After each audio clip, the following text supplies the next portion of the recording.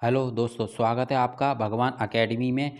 Please subscribe my channel and like and share करना ना भूलें। आज हम करा रहे हैं क्या? हिस्ट्री। क्या करा रहे हैं? हिस्ट्री। हिस्ट्री के किस किस टाइप के क्वेश्चन बनते हैं और क्वेश्चन आए हुए क्वेश्चन जो हर एग्जाम में पिछले आए हुए क्वेश्चन हिस्ट्री के हैं वही क्वेश्चन लिए गए हुए हैं, जैसे कि एसएससी में, रेलवे में, बैंक में, टेट, सी टेट, ये कि और स्टेट के भी जो भी एग्जाम होते हैं, जो हर किसी एग्जाम में क्वेश्चन आए हुए हैं वही क्वेश्चन लिए हुए हैं। देख लीजिए किस टाइप के क्वेश्चन आते हैं एग्जाम में। चलते हैं फर्स्ट क्वेश्चन पर। लिख रहा है, निम्न में से किसने 711 712 ईस्वी में भारत पर आक्रमण किया था? किसने किया था? Option number D is right. Mohammad bin Qasim ने 711-12 ईस्वी में भारत पर आक्रमण किया था।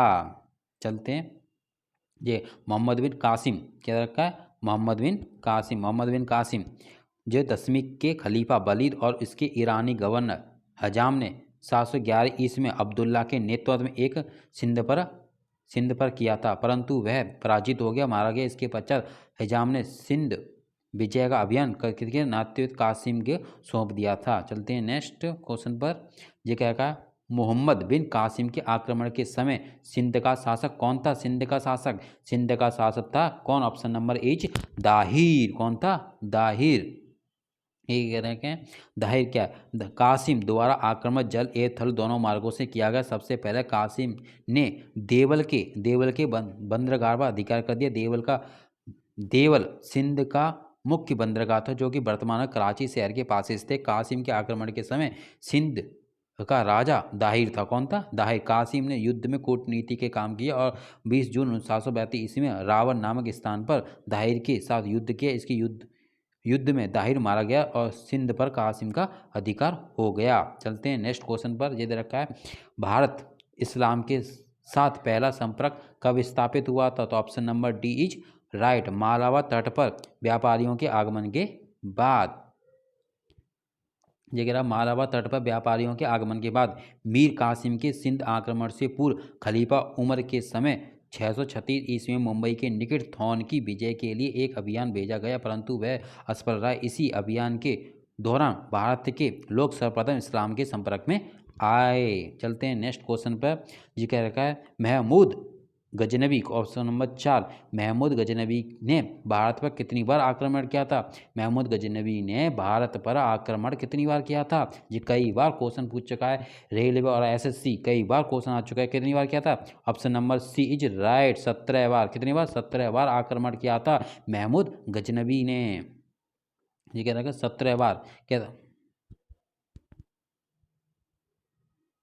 ये कह रहा है महमूद गजनवी ने भारत पर कितनी बार? 17 बार आक्रमण के। उसका सबसे पहला आक्रमण 1000 ईस्वी में कई बार पूछा जाता है। पहला आक्रमण किस सन में हुआ था? तो 1000 ईस्वी में, जिसमें वह कुछ सीमांत जिलों पर अधिकार करने में सफल रहा। और 1025 ईस्वी में महमूद गजनी ने, किसने? 1025 में महमूद गजनी ने गुजरात में छापा मारा। किसने मारा? ये कई बार क्वेश्चन पूछा जाता है, ये लाइन याद रखना। 1025 ईस्वी में मोहम्मद महमूद ने गुजरात में छापा मारा और सोमनाथ मंदिर को लूट लिया। कौन से मंदिर को लूट लिया? सोमनाथ मंदिर को लूट लिया। सोमनाथ मंदिर कहाँ पर है? ये कई बार क्वेश्चन पूछा था, सोमनाथ मंदिर कहाँ पर है? ये गुजरात में। सोमनाथ मंदिर को ही कोंकाड़ का सूर्य मंदिर के नाम से जाना जाता है। कहाँ पर है? ये गुजरात में। महमूद गजनवी ने कब आक्रमण किया था? गुजरात में सोमनाथ मंदिर पर 1025 ईस्वी में। उसने 2 मिलियन दीनारें लूट ली और सोमनाथ की विजय अनहिलवाड़ा के दंडात्मक आक्रमण के बाद हुई थी। ठीक, ये क्या रखा है? महमूद गजनवी के आक्रमण का सामना करने वाला पहला भारतीय शासक कौन था? पहला भारतीय शासक कौन था? राजा जयपाल। कौन था? Option number B is right. Raja Jaipal. कौन था? राजा जयपाल। कौन था? राजा जयपाल। महमूद गजनी के आक्रमण का सामना करने वाला भारतीय शासक राजा जयपाल थे। 17 नवंबर 1000 ईस्वी को पेशावर के निकट जयपाल एवं गजनी के बीच युद्ध हुआ, जिसमें जयपाल की पराजित हुए। जयपाल हमारे हार गए। टक्कर लेने वाले जयपाल थे पहली बार। फिर क्या रखा है? ये निम्नलिखित में से कौन सा विद्वान भारत में महमूद गजनवी के साथ जुड़ा हुआ था? निम्नलिखित में से कौन सा विद्वान विद्वान भारत में महमूद गजनवी के साथ जुड़ा था। बहुत इंपॉर्टेंट क्वेश्चन है जी। कौन कौन सा विद्वान था महमूद गजनवी के साथ? कौन था? Alberuni. Option number A is right. Alberuni. कौन था? अलबुनी। कई बार पूछा जाता है महमूद गजनवी के साथ कौन सा विद्वान आया था, तो कौन सा? अलबुरूनी आया था। कौन सा आया था? अलबुरूनी भारत में। लेकिन अलबुरूनी क्या? अलबुरूनी के बारे में पढ़ा। अपनी किताब तहकीक ए हिंद, कई बार पूछा था तहकीक ए हिंद किसने लिखी है, तो अलबुरूनी ने लिखी है।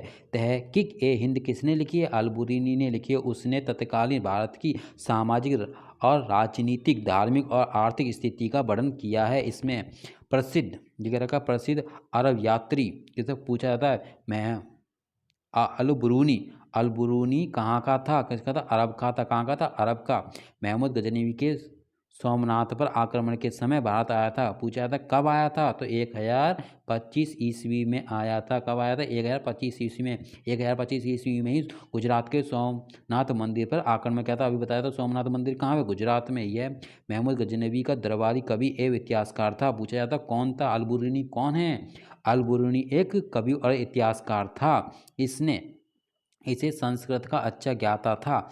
संस्कृत इसे अच्छी आती थी, इसलिए ये भारत में लेके आया था। पहले संस्कृत बोली जाती। यहाँ रहते हुए उसने खगोल विद्या, ज्योतिषी, प्राकृतिक विज्ञान और धातु शास्त्र, पुराण, चिकित्सक एवं रसायन शास्त्र आदि विषयों का विस्तृत ध्यान अध्ययन किया था। कहाँ पर आके? इंडिया में आकर। ठीक, चलते हैं आगे। यह आत्मकथा। आत्मकथा शाहनामा किसने की? आत्मकथा। Who is the author of autobiography? Autobiography को क्या कहते हैं? आत्मकथा कहते हैं। जो अपने हाथों से लिखी जाती है उसे आत्मकथा कहते हैं। शाहनामा किसने लिखी थी? तो शाहनामा के लेखक, आत्मकथा शाहनामा के लेखक कौन थे? ये थे फिरदौस अली। ऑप्शन नंबर फिरदौस।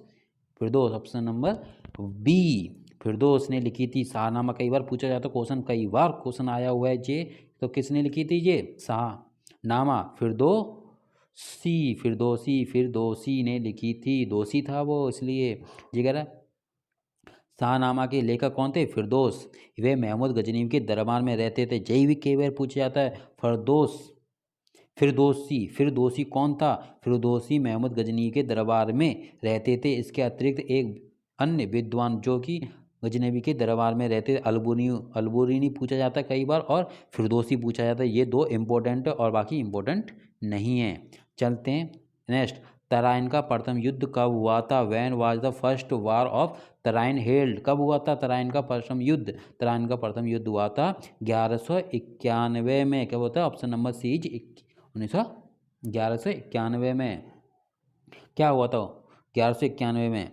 युद्ध जी कह रखा है। युद्ध के समकालीन स्रोतों में हसन निजामी, ताजुल मौसी, प्रसिद्ध बच्चे आक्रमण जननायक की पृथ्वीराज चौहान पक्ष शामिल है। जी कह रखा तराइन का प्रथम युद्ध 1191 ईस्वी में थानेश्वर के समीप तराइन के मैदान में दिल्ली तथा अजमेर के राजा पृथ्वीराज चौहान तथा महमूद गौरी के बीच। इसमें महमूद गौरी की हार हुई थी। किसमें होती? हार हुई थी। पहले युद्ध में क्या हुई थी? हार हुई थी। इसके बाद ही दूसरा युद्ध हुआ था। चलते हैं, दो युद्ध हुए थे। ठीक है, क्या बोला था मैंने? पहले क्या होता था? मोहम्मद बिन कासिम, फिर महमूद गजनी, फिर कौन आ गया? गौरी। अलग अलग नाम है। ठीक है, गौरी थी वो, इसलिए एक मजा कर रहा हूँ। ये कह रहा हूँ ऑप्शन नंबर 9 निम्नलिखित में से किस राजपूत राजा ने महमूद गौरी को पहली बार हराया था? कौन राजपूत राजा ने? कौन सा राजपूत राजा था जिसे मोहम्मद गौरी को पहली बार हराया था? किसने हराया था जी? बघेल भीम ने हराया था कि जयचंद्र ने हराया था? पृथ्वीराज शायद कंफ्यूजन हो गया इसमें। क्या है? हाँ, बघेल नहीं हराया था। किसने था? बघेल भीम ने हराया था। 1778 ईस्वी में मोहम्मद गौरी ने गुजरात पर आक्रमण किया था। उस समय वहाँ बघेल वंशीय शासक भीम द्वितीय, कुछ स्रोतों में मूल राज के नाम से भी जहाँ था उल्लेख शासन था। आबू पर्वत की तलहटी में उसने गौरी को पराजित कर दिया। गौरी की भारत में प्रथम पराजित हुई थी। चलते हैं नेक्स्ट। दिल्ली सल्तनत शासित हुआ था कुल कितनी थी? दिल्ली सल्तनत में कितने राजवंश थे? 4 राजवंश थे, 7 थे, 5 थे, 6 थे? कितने थे? 5। कितने थे? 5। Option number C is right. 5 राजवंश थे। कौन से थे? 5 राजवंश, कई बार पूछा जाता है। 5 राजवंश थे दिल्ली सल्तनत पर शासन करने वाले 5 राजवंश थे। कौन सा था? गुलाम वंश, खिलजी वंश, तुगलक वंश, सैयद वंश और लोधी वंश। गुलाम वंश, खिलजी वंश, तुगलक वंश, सैयद वंश। कई बार क्वेश्चन पूछा जाता है, आप इसे याद कर लें। गुलाम वंश कब चला था? 1206 से लेकर 1290 तक गुलाम वंश चला था। खिलजी वंश कहता था 1290 से लेकर 1320 तक, 30 साल चला था। फिर तुगलक वंश 1320 से लेकर 1414 तक चला था। फिर सैयद वंश 1414 से लेकर 1451। फिर लोधी वंश चला था। फिर कहते मुगल वंश आ गया था उसके बाद। कई बार क्वेश्चन पूछा था ये क्रम, क्या कहते हैं, क्रम में रखने के लिए। क्या था? क्रम में रखने के लिए पूछा था। ऐसे दे देंगे गुलाम वंश तो खिलजी वंश, तुगलक वंश, सैयद वंश अलग अलग दे देंगे पांचों, तो क्रम में लगाओ। तो क्रम में लगाने के लिए आपको याद कर लें गुलाम वंश, खिलजी वंश, तुगलक वंश, सैयद वंश और लोधी वंश। क्रम में लगाने के लिए ये कह रखा है। कुतुबुद्दीन, क्वेश्चन नंबर 11, कुतुबुद्दीन गुलाम राजवंश का संस्थापक था। वह किसका गुलाम था? कुतुबुद्दीन गुलाम वंश के राजसव कुतुबुद्दीन गुलाम राजवंश का संस्थापक था। वह किसका गुलाम था? वह था मोहम्मद गौरी। किसका था? गौरी। गौरी का गुलाम था। गौरी ने उसे खरीदा था, इसलिए कुतुबुद्दीन गुलाम वंश का संस्थापक था। वह किसका गुलाम था? मोहम्मद गौरी का। ये दे रखे हैं मोहम्मद गौरी। मोहम्मद गौरी ये कुतुबुद्दीन ऐबक मोहम्मद गौरी का गुलाम था। गौरी के बाद इसके भारतीय साम्राज्य का स्वामी कुतुबुद्दीन ऐबक था। गौरी के मरने के बाद कौन था? स्वामी कुतुबुद्दीन ऐबक। 1208 ईस्वी में ऐबल को दास्ता से मुक्ति प्राप्त हुई।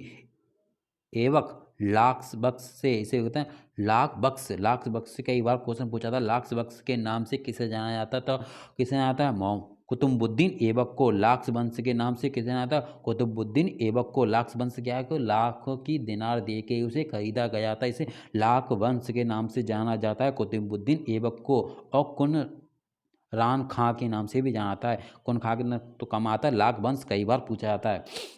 तो कुतुबुद्दीन ऐबक बना था। उसके बाद कौन? उसका बेटा बना था आराम शाह। उसके बाद कौन था? इल्तुतमिश होता, उसका दामाद बना था कुतुबुद्दीन ऐबक का। फिर कौन था? रुबुद्दीन फिरोज शाह बना था। फिर कौन था? रजिया सुल्तान। दिल्ली पर शासन करने वाली पहली महिला कौन थी? रजिया सुल्तान। फिर बहराम साहब में मसूद साहब और नासिरुद्दीन महमूद और बलबन और केकूबाद संपर्क। ये कोई याद करने की जरूरत नहीं है इसमें, ठीक है। चलते हैं नेक्स्ट। जिद रखा है भारत में गुलाम वंश के संस्थापक कौन थे? अब गुलाम वंश के संस्थापक कौन थे? अभी बताया कुतुबुद्दीन ऐबक। कौन थे? कुतुबुद्दीन ऐबक। गुलाम वंश के संस्थापक कौन थे? कुतुबुद्दीन ऐबक। कुतुबुद्दीन ऐबक। ये क्या रखा है? इल्तुतमिश। भारत में गुलाम वंश का संस्थापक कौन था? हाँ, क्या है? इल्तुतमिश। कुतुबुद्दीन भी आता है, इल्तुतमिश एक वास्तविक आता है, एक रियल आता है। इसके वास्तविक में पूछा जाता है तो क्या था ना, कुतुबुद्दीन ऐबक आता है, और वैसे पूछा तो इल्तुतमिश आता है। दो तरीके से क्वेश्चन बनता है, ये वास्तविक और संस्था। और वैसे ही पूछा जाएगा तो इस भारत में गुलाम वंश का संस्थापक कौन था? तो इल्तुतमिश आएगा। वास्तविक पूछा जाए तो कुतुबुद्दीन ऐबक आएगा। दो तरीके से क्वेश्चन पूछता है, ध्यान रखना है ये। जिद रखा है क्या? इल्तुतमिश। तो 1206 ईस्वी से लेकर 1290 ईस्वी तक दिल्ली सल्तनत पर गुलाम वंश का अधिकार रहा। इल्तुतमिश ने 1210 से लेकर 1236 तक दिल्ली पर शासन किया। सुल्तान बनने से पूर्व वह बदायूं का गवर्नर था। कहाँ का था? बदायूं का गवर्नर था। इल्तुतमिश कुतुबुद्दीन ऐबक का दामाद था। दामाद किसका था? कुतुबुद्दीन ऐबक का कौन था? दामाद था। कौन? इल्तुतमिश। उत्तराधिकारी इलबरी तुर्क तथा दिल्ली सल्तनत का वास्तविक संस्थापक था। ठीक है, चलते हैं नेक्स्ट कॉन्सेप्ट है। ये रखा है निम्नलिखित शासकों में से गुलाम वंश से संबंध रखने वाला कौन था? गुलाम वंश से संबंध रखने वाला कौन था? गुलाम वंश से तो कौन सा था? Option number B is right. कौन थे? इल्तुतमिश। इल्तुतमिश गुलाम वंश है। हुमायूं किस में आता है? मुगल वंश में आता है। अलाउद्दीन खिलजी किस में आता है? अलाउद्दीन खिलजी वंश में आता है। चलते हैं नेक्स्ट पर। जी क्या? इल्तुतमिश के बारे में अभी तो पढ़ाया था, जो वो ये इल्तुतमिश। चलते हैं नेक्स्ट पर। जगह रखा है निम्नलिखित में से कौन सा शासक दास राजवंश से संबंधित है? दास वंश से। कौन था दास वंश से? अगर बलबन है के अलाउद्दीन अलबुरूनी, कौन था? नासिर दास वंश में कौन सा आता है? बलबन आता है। दास वंश में कौन सा आता है? बलबन। दास मतलब दास ने खरीदा था, दास थे जी उनके, इसलिए बलबन। गयासुद्दीन बलबन, इसे गयासुद्दीन बलबन 1266 से लेकर 1286। इलबारी, इलबारी जाति का व्यक्ति था। कौन सी जाति का था? ये कहीं पूछा नहीं जाता क्वेश्चन। इलबारी इसने एक नए राजवंश बलबनी वंश की स्थापना की थी। गयासुद्दीन बलबन गुलाम वंश का नवा सुल्तान था। बलबन मूलतः सुल्तान इल्तुतमिश का तुर्की गुलाम था ये। ठीक है, ये कह रखा है सन 1210 ईस्वी में कुतुबुद्दीन ऐबक के पश्चात दिल्ली का सुल्तान कौन बता? कुतुबुद्दीन ऐबक के पश्चात, उसके बाद दिल्ली का सुल्तान कौन बना था? तो कौन बना था? Iltutmish. Option number D is right. Iltutmish Qutubuddin Aibak के बाद दिल्ली सल्तनत का राजा कौन बना था? तो कौन बना था? इल्तुतमिश बना था। वैसे तो कौन बना था? आराम शाह बना था, पर आराम शाह इसमें ऑप्शन में नहीं दिया, तो कौन दिया? इल्तुतमिश। तो इल्तुतमिश को ही लगाएंगे। तो इल्तुतमिश कुतुबुद्दीन के पश्चात दिल्ली की गद्दी पर इल्तुतमिश बैठा। अजमेर की मस्जिद का निर्माण इल्तुतमिश ने कराया था। ये कई बार क्वेश्चन पूछा गया है। अजमेर की मस्जिद की निर्माण अजमेर की मस्जिद का निर्माण किसने कराया था? तो किसने कराया था? इल्तुतमिश ने कराया था। किसने कराया था? इल्तुतमिश ने कराया था। उन्होंने राजधानी लाहौर से दिल्ली स्थानांतरित की थी। कई बार क्वेश्चन पूछा जाता है, ये क्वेश्चन पूछा जाता है, लाहौर से दिल्ली राजधानी स्थानांतरित किसने किया था? तो इल्तुतमिश ने किया था। दो क्वेश्चन हो गए। अजमेर की मस्जिद का निर्माण किसने किया था? इल्तुतमिश ने किया था। और राजधानी लाहौर से दिल्ली स्थानांतरित किसने की थी? इल्तुतमिश ने की थी। इल्तुतमिश कौन था? कुतुबुद्दीन ऐबक का दामाद था। चलते हैं नेक्स्ट। अजी कह रखा छोटा बालक तेंजुमिन बड़े होने पर कहलाया क्या कहलाता? तो option number B is right. Genghis Khan कहलाया था। जी कह रहा है चंगेज खां।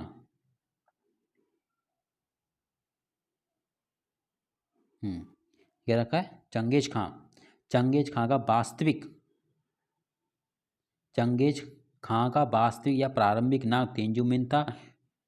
और चंगेज खां मंगोलिया का निवासी था। चंगेज खां ने मंगोलों की एक सुसंगठित सेना तैयार की, जिसने गजनी और पेशावर पर अधिकार कर लिया और ख्वाजियम वंश के शासक अलाउद्दीन मोहम्मद को हरा दिया। मुगलों ही जिससे याद चंगेज खान के वंशज थे। चलते हैं नेक्स्ट। जी के रखा है दिल्ली पर राज करने वाली प्रथम महिला कौन थी?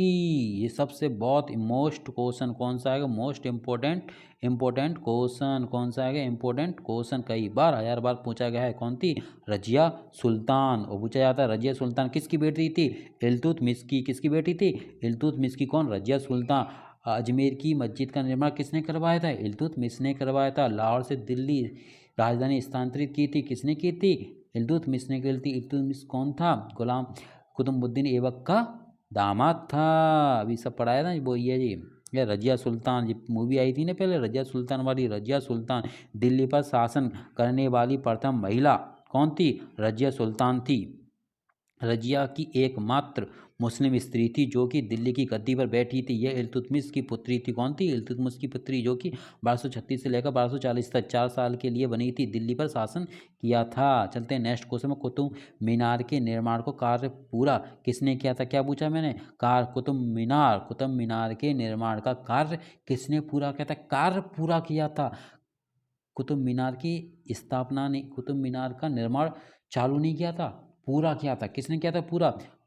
इल्तुतमिश ने। किसने किया था? इल्तुतमिश ने। Option number C is right. Iltutmish ने कुतुब मीनार का निर्माण पूरा कराया था। अब क्वेश्चन पूछा था कुतुब मीनार का निर्माण किसने किया था? तो निर्माण किया था कुतुबुद्दीन ऐबक ने। कुतुबुद्दीन ऐबक ने ही निर्माण किया था और इल्तुतमिश ने उस कार्य को पूरा किया था, क्योंकि कुतुबुद्दीन ऐबक की मृत्यु हो गई थी, इसलिए वो बन नहीं पाई थी।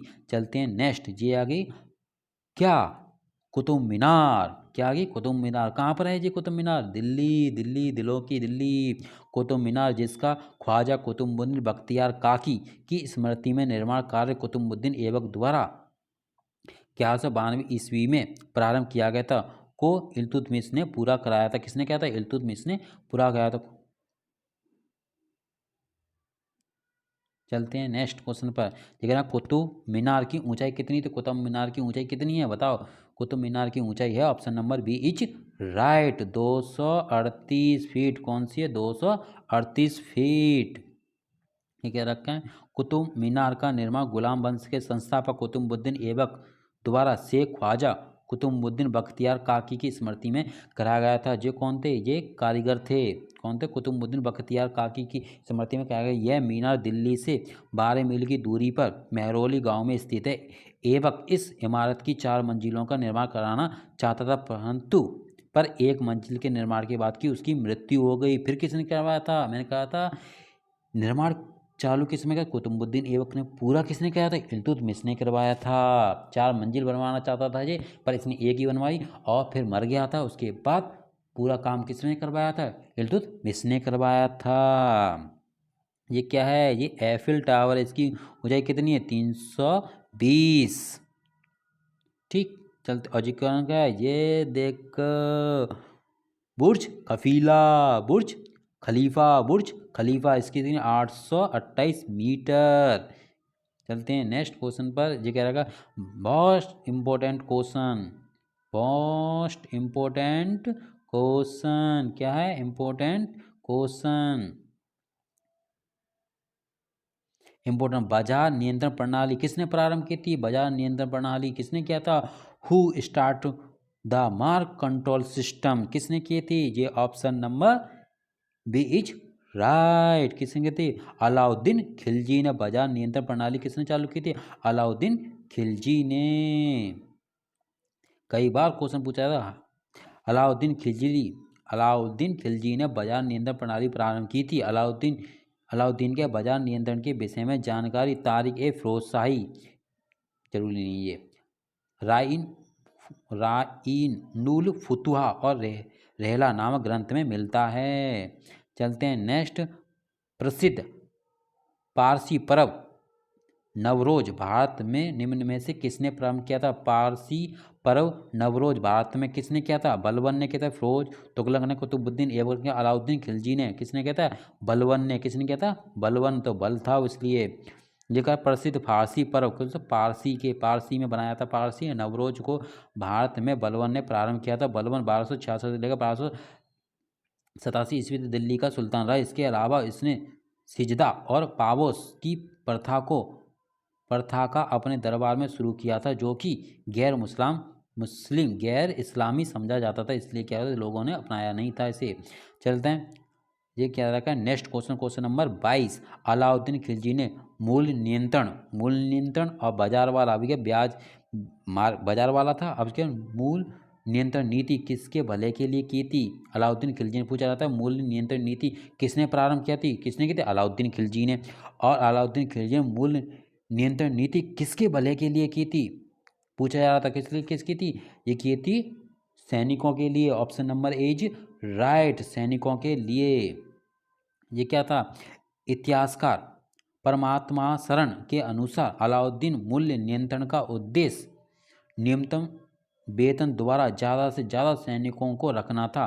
बहुत सारे इसने सैनिक रखे थे, कम से कम 4.5 लाख लोग इसके सैनिक थे। इतिहासकार मॉरलैंड AMSL के अनुसार मूल्य नियंत्रण नीति केवल दिल्ली में लागू थी। आपको क्या रखना है? मूल्य नियंत्रण नीति किसने चालू की थी? अलाउद्दीन खिलजी ने की थी। किसके लिए की थी? सैनिकों के लिए की थी। मोस्ट इंपॉर्टेंट क्वेश्चन है, कई बार आ चुका है, मोस्ट इंपॉर्टेंट है ये। चलते हैं नेक्स्ट क्वेश्चन पर। ये रखा है राजस्व सुधारों को सर्वप्रथम किसने चला था? राजस्व सुधार किसने किए थे? राजस्व में सुधार गयासुद्दीन तुगलक, अलाउद्दीन खिलजी, मोहम्मद बिन तुगलक, फिरोज शाह तुगलक। किसने किया था राजस्व सुधार? ये मुझे लग रहा है, कन्फ्यूजन हो गया मुझे, अलाउद्दीन खिलजी लग रहा है। चलते हैं नेक्स्ट क्वेश्चन पर। हाँ, कौन सा? अलाउद्दीन खिलजी। अलाउद्दीन खिलजी ने ही, अलाउद्दीन खिलजी पहला शासक था जिसने केंद्रीय शासन व्यवस्था, कौन सी? केंद्रीय बाजार नियंत्रण था और मूल नियंत्रण था, और कौन सा? केंद्रीय शासन व्यवस्था दृष्टि से संपूर्ण पूर्व राजस्व एवं राज विस्तृत व्यवस्था का व्यापक रूप से पुनरावलोकन किया और उसने अपने व्यापक अधिनियमों के द्वारा उन्हें नया स्वरूप प्रदान किया था। किसने किया था जी? कई बार क्वेश्चन पूछे जगह हैं अलाउद्दीन खिलजी के, कई बार उसने नई नई योजना चलाई थी ना, इसलिए कई बार ये क्वेश्चन पूछे जाते हैं। ठीक है, आगे चलते हैं next question, question number 24। Delhi सल्तनत के किस सुल्तान ने सर्वप्रथम स्थायी सेना का निर्माण किया था? स्थायी सेना अभी होती थी, सेना कम पैसों में सेना रखी थी, मूल नियंत्रण सैनिकों के लिए थी। किसने चालू की थी? अभी बताया था, अलाउद्दीन खिलजी ने। Option number D is right, Alauddin Khilji. ये रखे हैं दिल्ली सल्तनत काल में सर्वप्रथम अलाउद्दीन खिलजी ने एक नई सेना गठित की थी। उसने केंद्र में एक विशाल सेना रखी जिसमें पैदल सैनिकों के अतिरिक्त 4,75,000 घुड़सवार थे। खिलजी काल में मुगलों में प्रचलित शब्द जैसे अमीरान ए हजारा के नाम के उदाहरण मिलते हैं। कितने सारे? 4,75,000 घुड़सवार थे। इसने बहुत सारी सेना इकट्ठी कर ली थी। Question number 25। सेना का वेतन देने की प्रणाली विधान किसने की थी? सेना को वेतन देने की प्रथा किसने चलाई थी? अब सेना की बात चल रही है, अभी तो बताया था कौन सा? अलाउद्दीन खिलजी। किसने? अलाउद्दीन खिलजी। यहाँ सैनिकों का वेतन संबंध नगद वेतन से है। नगद वेतन पैसे मिलते, सैनिकों को नगद वेतन देने की प्रथा शुरू की थी। करने वाला पहला सुल्तान कौन था? अलाउद्दीन खिलजी। सबसे ज़्यादा सेना थी, उन्हें को ही क्या दिया था? नगद वेतन मिलता था अलाउद्दीन की खिलजी के काल में। अब मोस्ट इम्पोर्टेंट क्वेश्चन कौन सा आ गया? मोस्ट इम्पोर्टेंट क्वेश्चन, अमीर खुसरो का जन्म स्थान कहाँ पर है? अमीर कौन था? पटियाला पैक लगा के नाचेंगे नाचेंगे, तो पटियाली कहाँ पे? पटियाली कौन से? पटियाला। अमीर खुसरो कई बार पूछा था, अमीर खुसरो तो नाम सुना होगा। अमीर खुसरो का जन्म एटा के पटियाली कस्बे यूपी में 1235 ईस्वी में हुआ था। कहाँ पर हुआ था? उत्तर प्रदेश में, यूपी में हुआ था। उन्हें कव्वाली के नाम से भी जाना जाता है। तो क्या? अमीर खुसरो का जन्म एटा के पटियाली कस्बे यूपी में 1253 ईस्वी में होते। उन्हें कव्वाली गायन का जन्मदाता कहा जाता है। किसमें? कव्वाली गायन। किसमें? कव्वाली। किसमें? कव्वाली गायन का जन्मदाता कहा जाता है। उन्हें भारत के संगीत के ख्याल एवं तराना गायन का जन्मदाता भी कहा जाता है। उन्हें गजल मंसबी रुबाई काटा दोवती ए तुर्की भी रचना के नाम से जाना जाता है। ये कह रखा है अमीर खुसरो किस सुल्तान का दरबारी कवि था? कई बार क्वेश्चन पूछा, ये भी इंपॉर्टेंट है। अमीर खुसरो के ज़्यादातर क्वेश्चन आप पूछे ही जाते हैं। तो कौन सा था? अमीर खुसरो किसके दरबार में था? Option number D is right, Alauddin Khilji. देखो आ से आ रहा दोनों के में था, ये याद कर लेना, ट्रिक है, मैंने ऐसे याद कर लिया। अमीर खुसरो, अलाउद्दीन खिलजी। ठीक है, अगर अलाउद्दीन खिलजी, अमीर खुसरो अलाउद्दीन का दरबारी कवि था। कौन था? कवि था। उसने अलाउद्दीन के आदेश पर ही खजाइन अल फुतवा की रचना की थी। किसने? खजाइन अल फुतवा की रचना की थी। ये रखा है निम्नलिखित में से किसने अपने आप को खलीफा घोषित कर दिया? कौन ने कर दिया? खलीफा, मैं हूँ खलीफा। खलीफा अब क्या होगा? खलीफा घोषित कर देंगे तो लोग क्या करेंगे?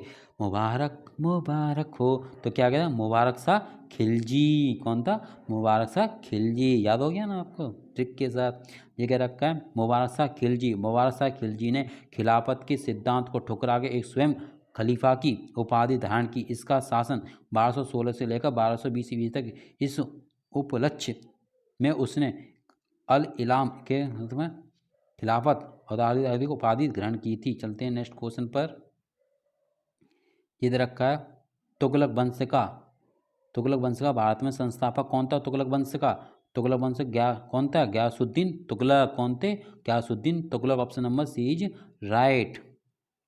गयासुद्दीन तुगलक, मोहम्मद तुगलक, फिरोज शाह तुगलक, मोहम्मद खान, गयासुद्दीन तुगलक, जब उसे गाजी मलिक, इसे गाजी मलिक के नाम से भी जाना जाता है। गयासुद्दीन तुगलक को क्या जानता है? गाजी मलिक के पूछा था, गाजी मलिक से नाम से किसको जाना जाता है? तो कुतुबुद्दीन ऐबक को। गयासुद्दीन तुगलक 8 सितंबर 1922 तक दिल्ली के सिंहासन पर बैठा। इससे ही तुगलक वंश का संस्थापक माना जाता है। यह दिल्ली का पहला सुल्तान था जिसने अपने नाम के साथ गाजी क्या था? गाजी शब्द जोड़ा था। ठीक है, चलते हैं नेक्स्ट क्वेश्चन पर।